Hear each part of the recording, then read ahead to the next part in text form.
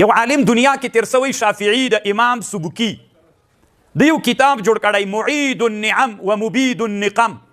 په دې کتاب کې مستا یو جل کې وړکی کتاب ده او یو علامه صدیق حسن خان القنوجی البخاری الدهلوي په هند کې یو عالم تیر سوی ابجد العلوم په نامې 3 جلدونو کې کتاب لیکلی. په دې کتاب کې مستا امام اوزاعي وایي زه په لاره روان وم، یو یهودی را سره ملګری سو، یهودي سړی و، نو یو د نصرانیانو په کلي تېرېدلو. امام اوزاعي وایي د نن هغه تقریبا 1400 کاله مخکې وي د نصرانیانو په کلي باندې تېرېدلو. دا عالم د لبنان تېر سوی.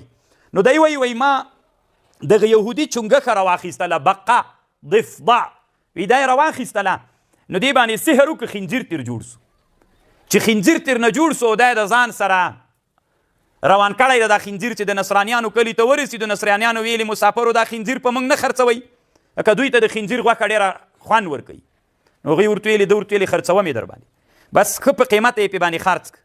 چې خرڅ کړه امام اوزاعي وایي زه دا یهودی چې لږ وړاندې لاړلو د نصرانیانو دا خنجر له ځان سره کلي ته چې نږدې کړی دغه نه بېرته چونګښه جوړه سوې، منډې راخیستلي دي چې په موږ مو چل کړی ده، په موږ باندې مو خنجر نه ده خرڅ کړی، دا مو څه سحر کړی و. نو دا ما سره وایي چې کوم یهودی و ده داسې څه چل وکړه، وایي سر یې هلته پروت و بدن یې دلته پروت و. نو هغوی چې دا ولیده چې سر یې له بدن نه جدا سو، نو نصرانیان ټول وتښتېدل چې اوس بادشاه رانسي، حکومت رانسي، بیا به وایي چې سړی یې مړ کړو.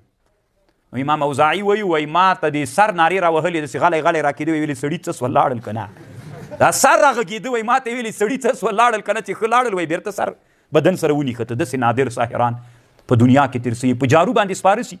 جارو څه د طالبانو مکنسه پېژنئ، جارو ریبزه د کوټه چې پې جارو کوې، نو په دې باندې وایي سپور سي، بس په هوا باندې ګرځي، روان وي ګرد ګرځي. نو دا سحر ده. بلکل طالبانو سحر څوک لري؟ حقیقت لري. دا د ټولو اهل سنه والجماعت رایه ده، خلاف له معتزله نه. معتزله چې دي هغوی دا نه مني.